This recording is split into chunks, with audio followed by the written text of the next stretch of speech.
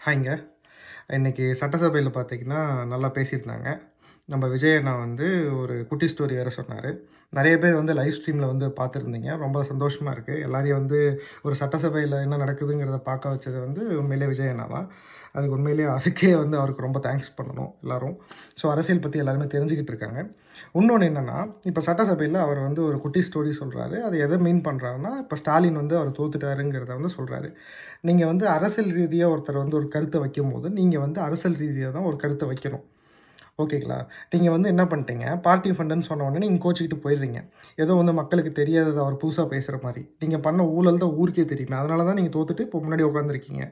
ஓகேங்களா? புதுசா ஒண்ணும் இங்க சட்டசபையில யாரும் எதுவும் பேசிறல.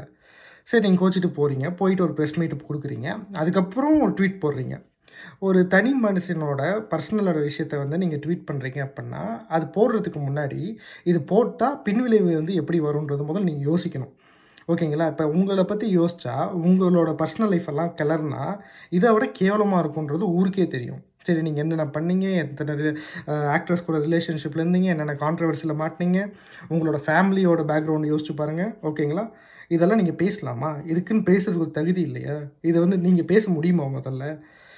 இதெல்லாம் வந்து பார்த்தீங்கன்னா, இது ஒரு மெச்சூரிட்டி இல்லாத பண்ற ஒரு ஆளோட வேல. இந்த பிக் பாஸ்ல விஜய் சேதுபதி சொல்லுவாப்ல. என்னன்னா, இதெல்லாம் சின்ன பசங்க செய்ற வேல அப்டின்ற மாரி. அந்த மாரி ஏதோ சின்ன பசங்க செய்ற வேல மாரி நீங்க பண்ணிட்டு இருக்கீங்க. உங்களுக்கு அரசியல் வரல. சரிங்களா? விட்டுட்டு தயவு செஞ்சு வேற யார்ட்டயாவது குடுத்துட்டு போங்க. இல்லாட்டினா மூடிட்டு இருங்க கம்முனு. சரிங்களா? பண்றதெல்லாம் தேவையில்லாத வேல. இன்னொன்னு ஏகப்பட்ட ஊழல் பண்ணி வச்சுட்டு, நீங்கலாம் என்ன தைரியத்தில வந்து நீங்க சட்டசபையில பேசுறீங்க மூஞ்ச குடுத்துன்னே தெரியல. இந்த செந்தில் பாலாஜிலாம் எப்படி நீ மூஞ்ச காமிக்கிறேன்னே தெரியல. ஓகேவா? நீங்கலாம் பேசவே கூடாது. மூடிட்டு கடைசி பெஞ்சில உட்காந்துட்டு அப்படியே போயிரணும்.